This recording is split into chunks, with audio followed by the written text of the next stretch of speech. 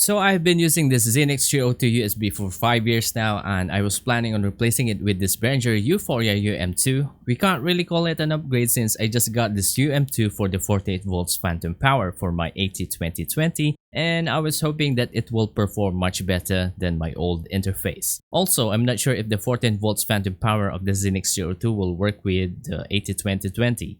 Anyway, we're going to compare these two budget audio interfaces and let's see which one performs better. We'll tell you everything you need to know coming up. Hey, what's up guys, this is Mac and we do a lot of tech related videos like this one. If this is your first time, consider subscribing. With that said, let's begin. So first, let's check what's in the boxes of these audio interfaces. Let's start with the UM2. So we got the audio interface, obviously, a USB-A to USB Type-B cable, and some documentations. Now for the Xenyx 302, we also have the audio interface, a USB-A to USB Type-B cable as well, a power adapter with female USB-A connector, and the manual. Now let's do a quick physical overview. So both are made out of metal, mostly, and the knobs and the buttons are made out of plastic. Both also has an XLR input where you can place a standard jack cable in it as well. On the UM2, we have a single jack input for instruments, and for the Xenyx 302, we don't have any, but we have two RCA inputs. By the way, we already made a full review explaining the interface of the Xenyx 302, which you can check at the top right side corner of your screen if you want to watch that later. We also got a signal and clip LED for both XLR and jack input for the UM2, and for the Xenyx 302, we got the LED lighting indicator over here. It lights up in green when there is a signal and red when it's clipping. Now, this is the zero monitoring button, power LED, and the 48 volts phantom power LED, and a jack input for zero latency monitoring. In comparison, here is the direct monitor of the Xenyx 302, power LED, no phantom power LED indicator unfortunately, and here is the zero latency for the monitoring. Now for the fader knobs of the Xenyx 302, for over the course of 5 years, this became wobbly. Not sure if this will also apply with the UM2 since I just got this and only time will tell. Both are made out of plastics as I've mentioned earlier, and turning the UM2 faders seems to have this smooth feeling, but the Xenyx 302 have this plasticky kind of feel. For the UM2, it's just gain faders, and for the Xenyx 302, we have input and output gain, left and right channel faders for the low and high frequency faders. And this is one of the best things about the Xenyx 302 audio interface since you can modify the low and high end frequencies. At the back, there's nothing much to see besides the USB Type-B, and for the UM2 we got the RCA outputs, USB Type-B, and the 48 volts phantom power on and off. One thing I need to mention is that the UM2 has this rubber feet to keep the unit in place on your desk, but the Xenyx 302 doesn't have any, which is really unfortunate. Both are plug and play, so you basically just need to plug this in your PC and go to the control panel, search for sound, and in the recording tab, you set the interface as a default device. There's no drivers or anything, just plug this in your PC and you are good to go.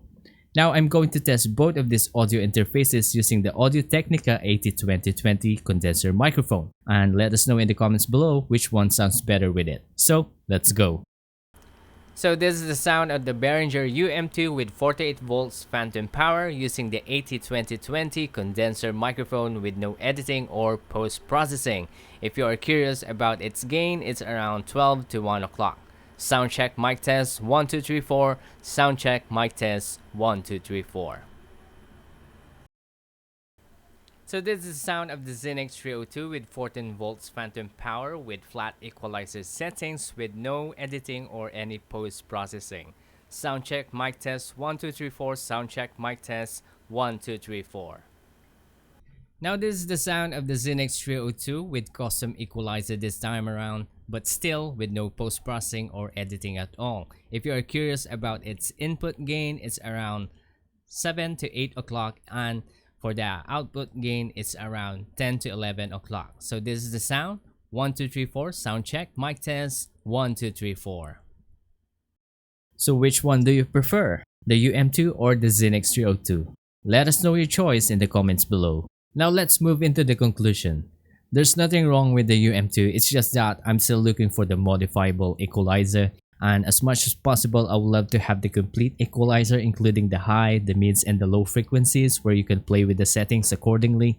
I will end up buying a separate equalizer module if I'll be using this audio interface. So I conclude that the UM2 is made simple for people who does not want to mess up with these equalizers and other settings. The Xenyx 302 on the other hand delivers a nice audio too, but lacks the voltage needed to power up my condenser microphone. I will end up increasing the volume level in the post-processing so that the total voiceovers can be heard clearly. If I'm going to settle with this, I'll be needing a separate 48 volts phantom power provider. Both have its own pros and cons, but if you're going to choose between the two, you must know what you really need. As for me, I think I need an audio interface with equalizer and a 48 volts phantom power. And to be honest, I'm torn between the two since both does not have everything I need. But for now, I think I will settle with the Xenyx 302 and just buy a separate phantom power provider. As for the recommendation, I would recommend the Behringer U-phoria Um2 if your microphone is as good as the 80-20-20. But if not, I would recommend the Xenyx 302. So that's it guys, I hope you find this video helpful. If it does, make sure you give us a thumbs up and share it. Thanks for watching, we'll see you in the next one.